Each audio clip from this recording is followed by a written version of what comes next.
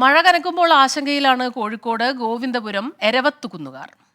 നിരവധി കുടുംബങ്ങളും വിദ്യാഭ്യാസ സ്ഥാപനങ്ങളുമുള്ള പ്രദേശത്ത് കഴിഞ്ഞ ദിവസങ്ങളിൽ മണ്ണിടിഞ്ഞിരുന്നു. വലിയ ജലസംഭരണിയും ആശങ്ക വർദ്ധിപ്പിക്കുന്നുണ്ട്. ഗോവിന്ദപുരം എരവത്തുകുന്നിന്റെ വിവിധ ഭാഗങ്ങളിൽ ശക്തമായ കാറ്റിലും മഴയിലും മരങ്ങൾ വീണും മണ്ണിടിഞ്ഞും അപകടമുണ്ടായിരുന്നു.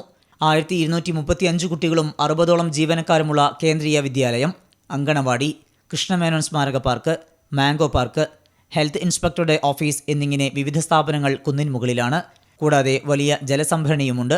മഴക്കാലത്ത് പ്രത്യേകം ജാഗ്രത പുലർത്തുന്നുണ്ടെന്ന് സ്കൂൾ പ്രിൻസിപ്പൽ അറിയിച്ചു. കാർമേഘങ്ങൾ ഉരുണ്ടുകൂടുമ്പോൾ ഈ പ്രദേശവാസികളുടെ ആശങ്ക വർദ്ധിക്കുകയാണ്.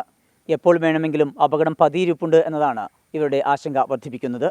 കുന്നിനോട് ചേർന്ന് നിരവധി കുടുംബങ്ങൾ വസിക്കുന്നുണ്ട്. കാറ്റും മഴയും വരുമ്പോൾ പിന്നെ കുന്നിൻ്റെ മുകളിൽ നിന്ന് വെള്ളമൊക്കെ ഇങ്ങനെ കുത്തി ഒലിച്ച് വരുന്നത്, അതൊക്കെ ഒരു ഇതാണ്. ഈ മാതിരി ഇതൊക്കെ എപ്പോൾ ഏത് സമയത്ത് ഇടിയാന്നും പറയാൻ പറ്റില്ലല്ലോ.